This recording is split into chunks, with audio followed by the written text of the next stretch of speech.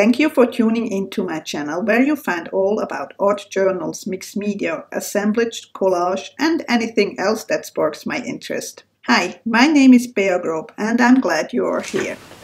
Hey all YouTube friends, I'm back with another video.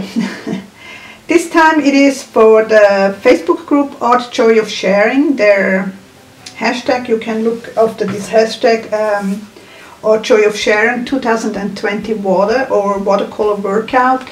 It's going to be YouTube videos, but they're also going to be posted on Instagram and probably other social medias too. Anyway, I will put the link to the Facebook group in the description down below. So means I'm gonna play with watercolors, and that is my Daniel Smith box. I mostly have Daniel Smith. I do have some Jane Davenport's watercolors. I mean, for that type of thing I'm doing here, you don't need the most expensive watercolors, I think. It's just I happen to have them and I don't want to buy another thing. I mean, there's already too much stuff in my studio. I try not to get everything that's available. Okay, I have already sprayed my watercolors just with a little bit of plain water, and now I'm gonna sketch in my ideas. I want to do sort like, you know, I'm very much in abstract at the moment, so I want to do some abstracted landscapes. Nothing realistic, just playing a little bit with color and giving some ideas. The one idea is sort of like a landscape, and the other idea, well, it's a landscape more like trees and things, and the other landscape is probably gonna be with some water. I don't know yet. I just know I have taped them down. It's by the way, it's a Strathmore watercolor cold press 300 gram or 140 pound pad. So, and I have made me two little thingies. I'm gonna cut it afterwards and put it in a frame probably. So the first thing I'm gonna do, I'm gonna determine where I'm gonna have my key element, and you know those rules, thirds. So I'm gonna figure out where approximately my third is, and it is with somewhere along the 4, somewhere here. So I'm gonna have my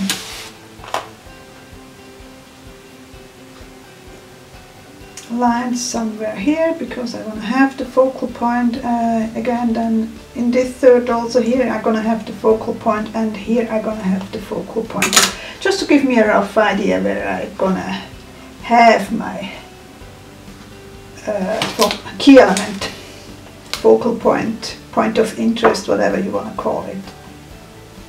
So I'm actually gonna make sort like a hilly thing, and I'm gonna have a tree here.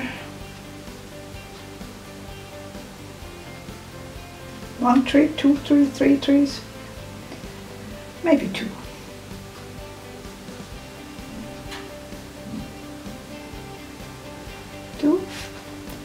This must be going more like that. And maybe a little bush here. And that's sort of the underground. I'm playing a little bit with, you know, like the sediments from the underground. Okay, that's my first. I know you can barely see it. I did paint it very faint, just so that I don't get harsh lines. Here we go. Let's try to do that more like very close up. Then I have some water going here, and then here we're gonna go into the landscape. Means I have some water here, something like that. And then I have like trees again, but maybe this time the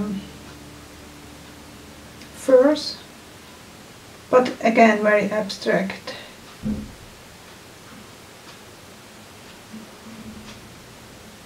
Nothing's gonna be real.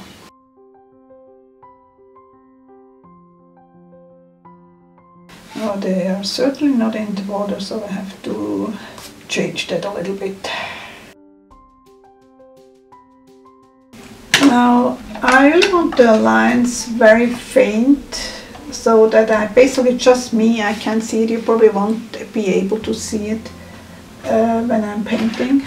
And as soon as I find my kneadable eraser, oh, it's over here. Okay. And I'm gonna lift up as much of the graphite. Sorry, I can't talk today. And by the way, I did use a mechanical pencil 0.5 size. Maybe I'm gonna add a little bit more rocks here, just because I can. The color's gonna be non-realistic too. I mean, just why not? And I'm gonna zoom you out again. So I do have a wash. It's 1 inch, and I'm gonna first do like the sediment area. I just wet it,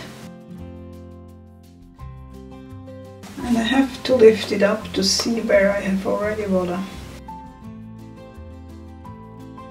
And I'm actually gonna grab me a thingy my husband did that for me. I want it slightly on an angle, so he did buy me this wooden cradle. You probably would say wooden cradle. So it's gonna be tilted. So whenever I then apply paint, it has the tendency to go downwards. And as I said, non-realistic colors. And for that I need another brush. Where are my other brushes? Here they are. Sorry. I just want to make sure that you see everything. And I have the water here on the side. You don't need to see that. And I also have a piece of paper towel, which you also don't see, but I want you to see the most from the painting I'm doing. Now, I was thinking about this color, which is a deep scarlet. Yep, I'm liking that. So, and there's something here that doesn't belong here. A little fiber. Come on, you have to go. I think I need to wet that again in the meantime. That did dry a little bit.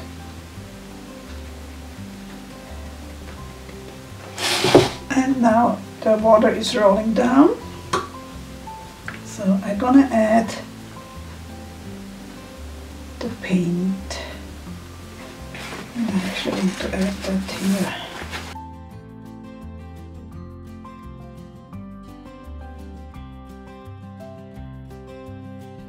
I do have two, maybe you can see it here. No. Okay, I have like two buckets or two containers with water, one with the clean water and one where I'm gonna rinse my brush before I change color. Next I want some of this yellow, and I'm just gonna dip it in again.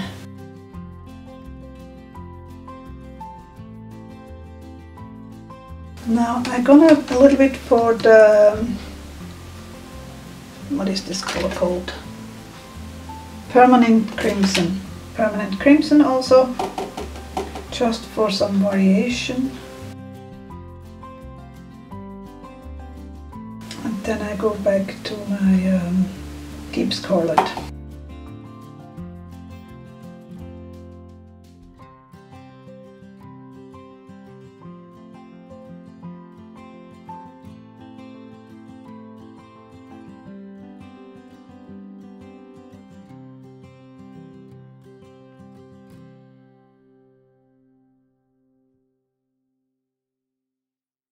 I have to tap it off camera so that it starts to move.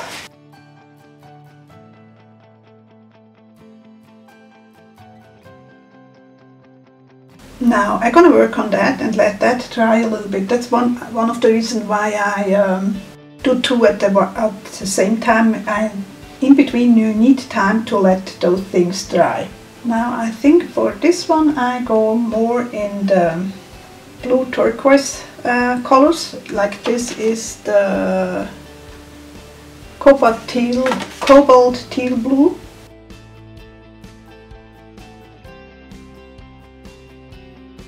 I'm also gonna add a little bit of the moon glow, which is a color which granulates quite a bit, and that is number 1, 2, 3, 4, 5, 6, 7, 8. Now I first need to wet again my down here.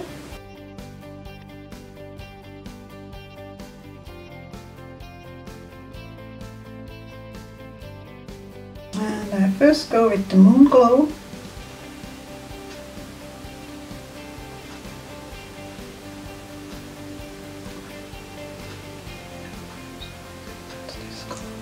And I need it a little bit darker.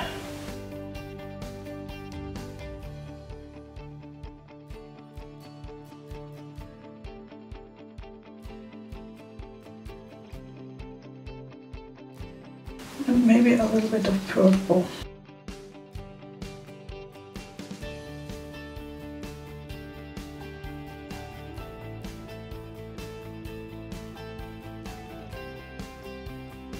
Now I'm going to use the heat tool to dry this side. I don't dry this side yet because there's a difference when you dry with the heat tool or when you let it dry naturally. I'm not so quite happy with that, but oh, splatters. I don't like the purple, that's my problem. Let's change it a little bit up and see what happens if I have more of the green.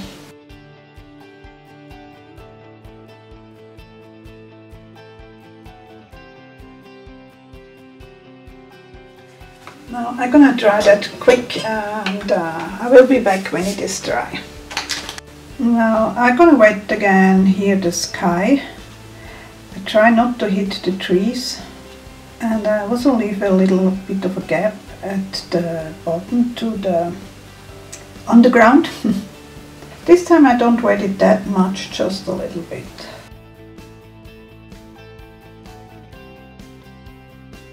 And I think I'm gonna use just sort of a grayish color. I did mix those things here and I got some grayish colors. I only want a light sky, so to speak.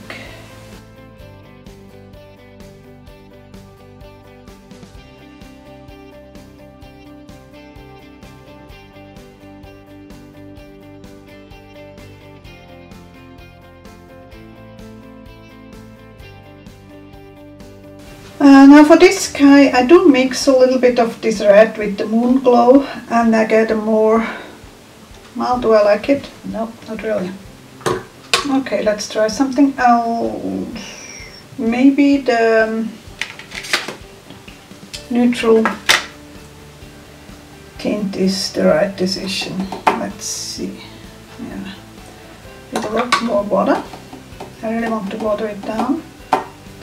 And again, I first have to wet the sky. And there is still the lake here, which I'm gonna paint pretty soon too. So this gap I leave here is for the lake. And you probably can see how it goes down because of the angle I have it. But it's going to stop where the paper is dry.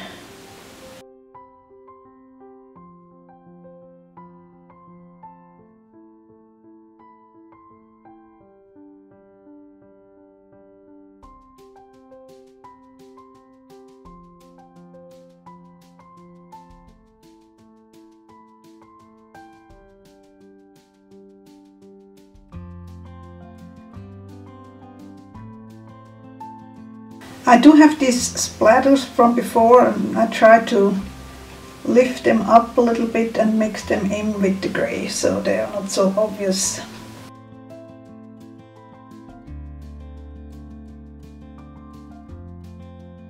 Now for the trees, I think I'm gonna use some green here.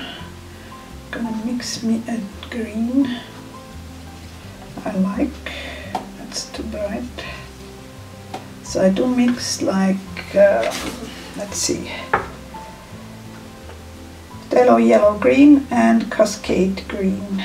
And I think I'm also gonna add a little bit undersea green. I wanted a more muted color. Yep, seems good to me. Yep. But of course, much lighter.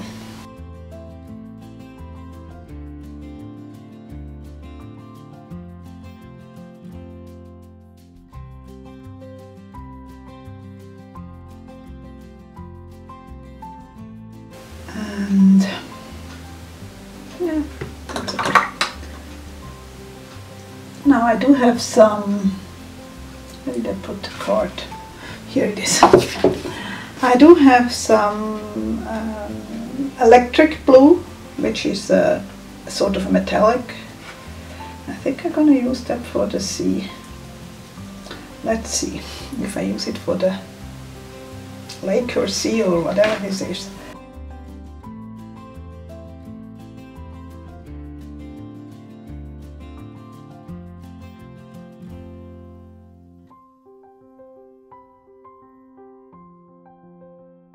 I actually want a quite intense in color. So I'm gonna go in again with more pigments.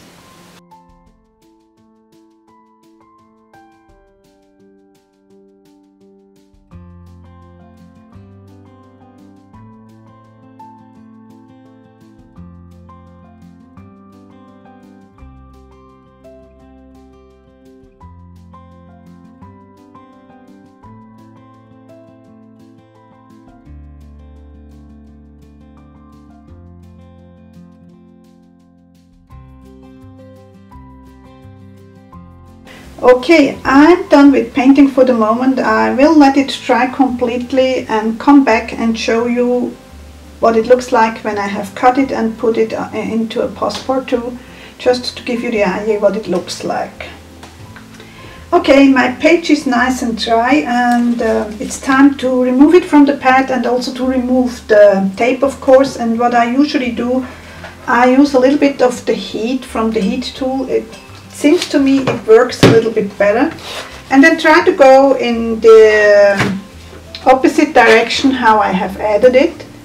So this was my last one, I think. Yeah, so I'm gonna remove first that.